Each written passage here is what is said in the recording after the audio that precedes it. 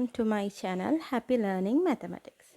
So today we will be learning about sets, which is your 22nd chapter. So you might have already learned few things from this lesson in your previous grade. So in your grade 9 you will be mainly learning about the keywords, the key elements which we use in sets. So which will be helping you later when you study sets in grade 10 and grade 11, which is the main question from your for the O-level exams. So these are some key elements which you will be learning. So first you will learn about finite versus infinite sets. Secondly, you will learn about equal versus equivalent sets. Then null set, then universal sets and subset, then about complement of a set, and at last union versus intersection of a set. So to give you an introduction to the sets, I will just summarize the lesson for you all which you have learned in previous grades.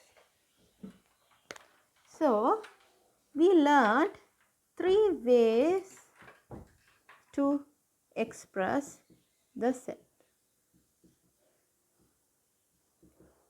You might have learned this in grade 7 itself. So anyway, I will give you a summary.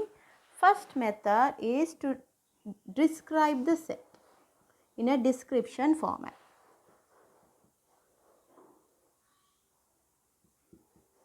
For example, even numbers between 0 to 10. Now this is in description format and it must be written within the curly brackets as well. The second method is writing them as elements. So here for the same example I am going to write the elements of this particular set, which are 2, 4, 6 and 8. So that also must be written within curly brackets and must separated with commas as well. The third method is to illustrate in Venn diagram. So I will use the same example to represent it in Venn diagram. So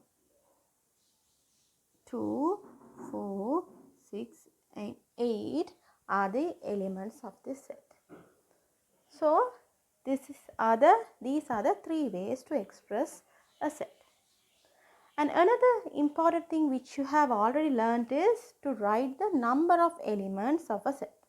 So here let's say this set is named as A. We used to name the sets with capital letters. So number of elements in set A will be denoted like this. N within brackets the letter which we use to mark the set. So number of A is 1, 2, 3, 4. That means we have 4 elements in it. So this is how you write the number of elements of a particular set. So these are the things which you have already learned in previous grade. Now let's move on to the next section. The first topic you will be learning here in grade 9 will be about finite sets and infinite sets. So let's move on to now. As you can see here, now in grade 9 especially you learn about all the keywords we use in sets. So don't try to memorize all the keywords. The name itself, the words itself gives you the meaning of the sets itself. So don't try to memorize everything. You remember through its name. So let's move on to it. Now finite sets, for that I am going to write an example. Even numbers from 1 to 9. Second one, I am just writing even numbers in here. Right, let's write the elements of these two sets. Okay, so even numbers from 1 to 9, in the sense we write 2, 4, 6 and 8. Am I right? So this set has definite number of values in it. There are 4 elements in it. So this is finite set. And the second one, just even numbers, so you cannot define the specific number. So 2, 4, 6, 8, 10, 12, likewise it continues. So you mark it with the dotted lines. So you cannot define the number of elements in the second set. So one with the definite number of elements in it is called as finite sets, and one with the indefinite number of elements in it is called as infinite sets. So that's very simple. So the next topic you will be learning here is about equal set versus equivalent sets. So for that I have written 3 sets in description format. First, set A is odd numbers between 0 to 6. Set B is digits in the number 351. The third one is letters in the word set. Okay, so let's write all the elements for each set. So for A, what are the elements? Odd numbers between 0 to 6. So 1, 3 and 5 are the odd numbers. Set B, digits in the number 351. So number 3, number 5 and number 1 are there. And then C,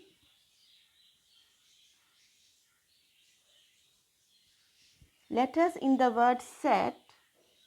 So we have S, E and T. Am I right? Now look at these 3 sets. So equal sets are actually the sets with same elements in it. That means all the elements must be equal to the other sets. So as you can see, this set A has numbers 1, 3 and 5. Set B has numbers 3, 5, 1 in it. So A and B are equal sets.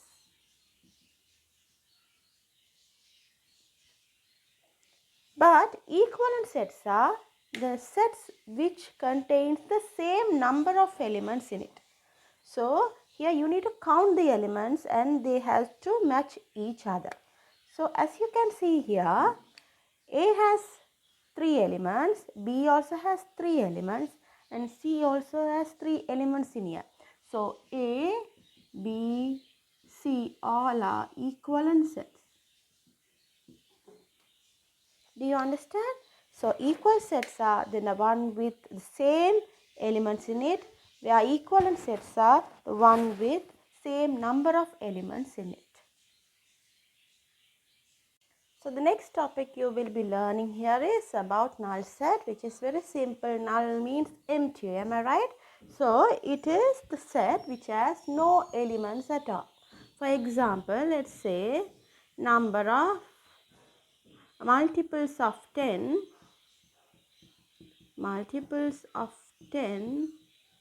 between 1 to 5. So for this set, do we have any elements for this? Can we write? No. So it's a null set. So we used to indicate a null set with 2 of any symbols. Either it can be written with an empty curly brackets or we can mark it like this. So these are 2 symbols to denote the null set. That means no elements in it.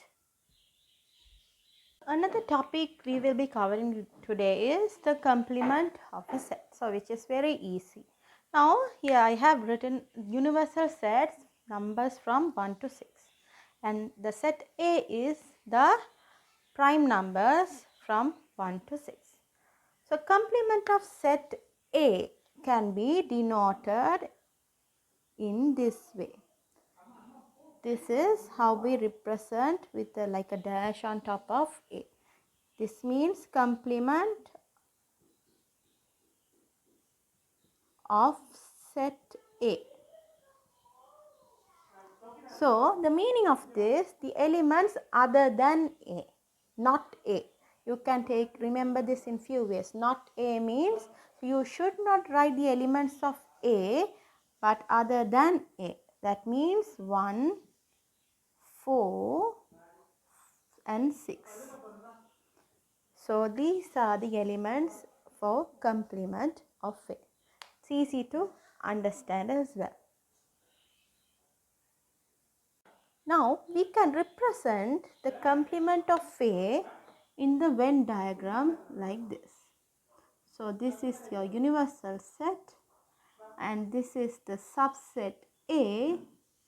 So the set A contains the number 2, 3 and 5. Here 2, 3 and 5.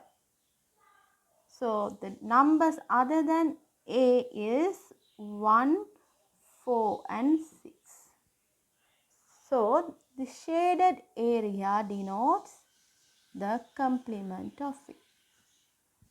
Do you all understand that? Yeah.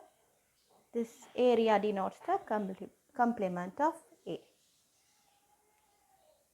So the next topic we will be learning about is universal set. So for that I have written two examples here where A indicates the vowels in the alphabet and B is the letters in the word universal. So let's consider all the elements in both the sets.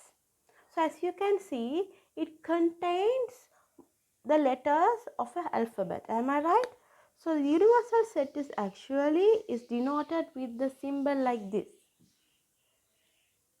like an E. So alphabet letter. So this universal set contains the elements of sets A and B. Am I right? Alphabet letters A, E, I, O, U comes under that, and letters in the word universals also. It's a common set for both A and B. So this is known as universal set. So we used to denote the universal set in a Venn diagram like this with the rectangle shape, and we used to mark it with the E on there. So all the subsets, that mean A and B, will come underneath within the rectangle shape. So this rectangle part contains the elements of the sets A and B. So alphabet letters is a universal set for the sets A and B. So the next topic we will be learning about is a subset. So within the name itself you can identify subset is actually a part of it, sub of it. So here the elements in a set has to be completely within the elements of another set. Then it is known as a subset. For example, look at these two sets X and Y. So X has the elements of 2, 4 and 6 where Y has the elements of 2 and 4. So the set Y is completely within the set of X. That means this contains the element of X. So Y is a subset of X. So we can denote it with this symbol in here, or else we can indicate it in this way as well. Y is a subset. So see, the curved part should indicate the subset. Yeah. If you write it in the other way, it is wrong actually. If you write like this is wrong, because the curved part should indicate the subset. So how many subsets can be written for a particular set? So let's try to write some subset to the set X.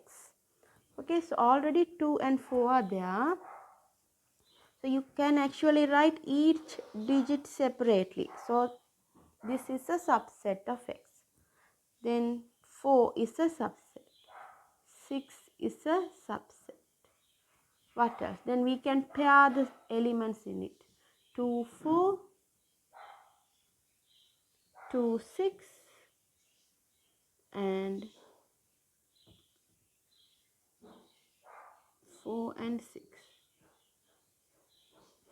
Then all 3 itself is a subset.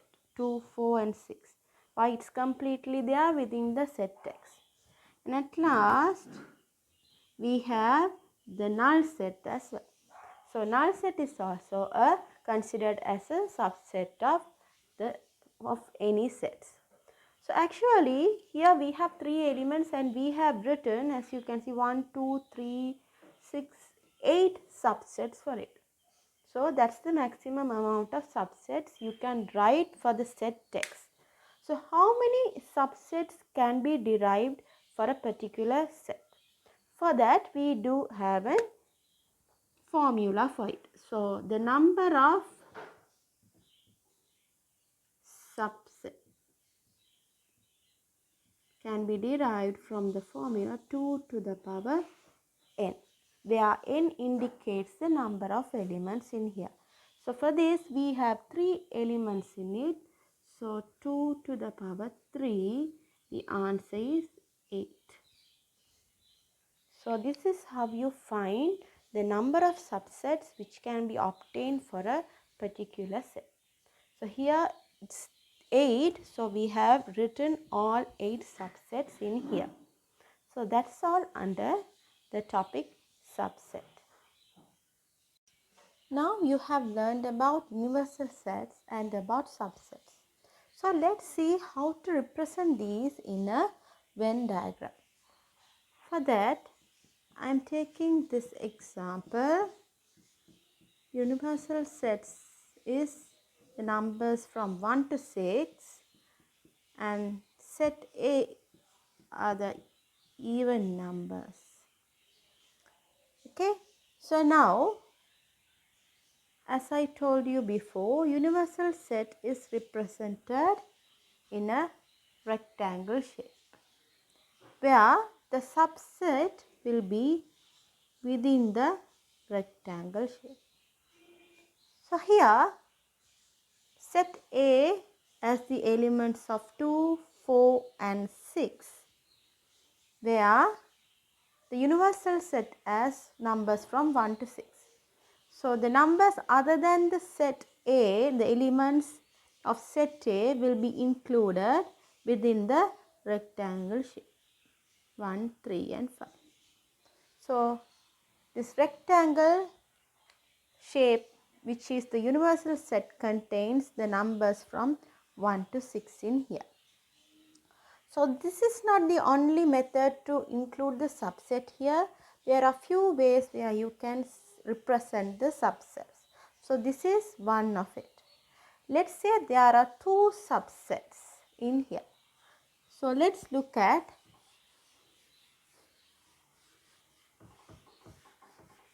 the ways where we can represent 2 subsets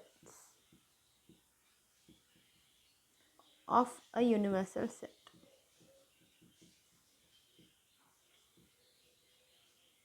Right. So this represents the universal set.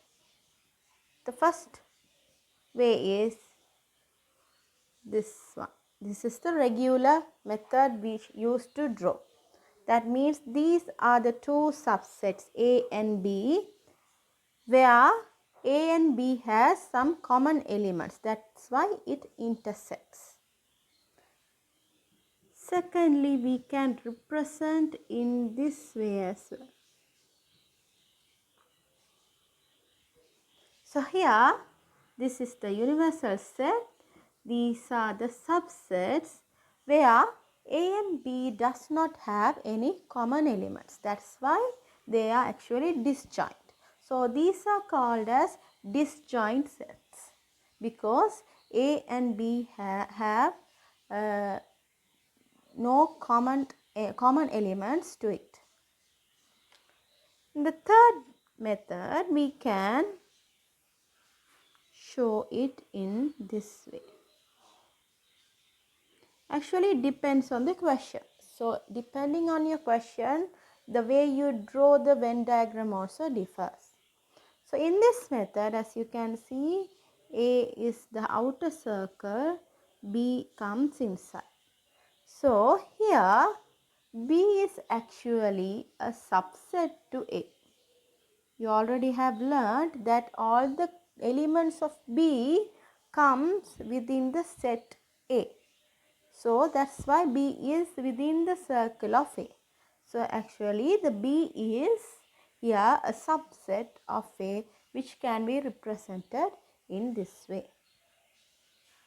So these are few ways where two subsets can be drawn within a universal set. We have come to our final topic of this lesson, which is union versus intersection of the sets. So within the word itself, union means together. Am I right? So remember the symbol union starts with the letter U. So we denote this with this symbol like a U. And the intersection is opposite of that, like this way. Now let's see the difference of the union and the intersection.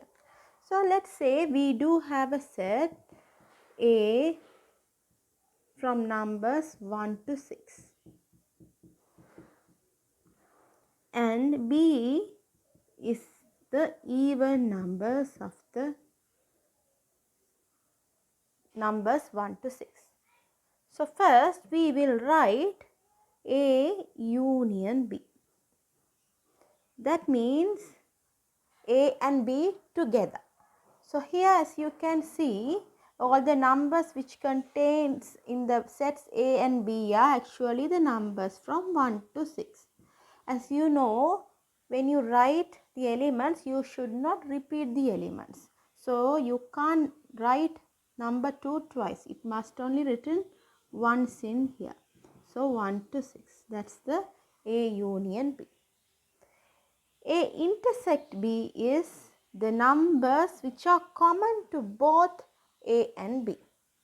So intersection we used to write with this symbol, the opposite of U upside down, and intersection is what? The common elements for both A and B, which are here 2 is there, number 4 is common and 6 is common. So 2, 4 and 6 are the common elements for A and B, which is A intersection B. Now we have completed our lesson. In order to make you understand a lot better, I'm going to do an exercise from your textbook itself. So I have chosen the question from 22.5, the third question. That means the very last question from your textbook. So here they have given us a Venn diagram, and the question is, first you should find the x. So here we need to represent this as elements. So the elements of x. So remember, the x denotes this entire circle.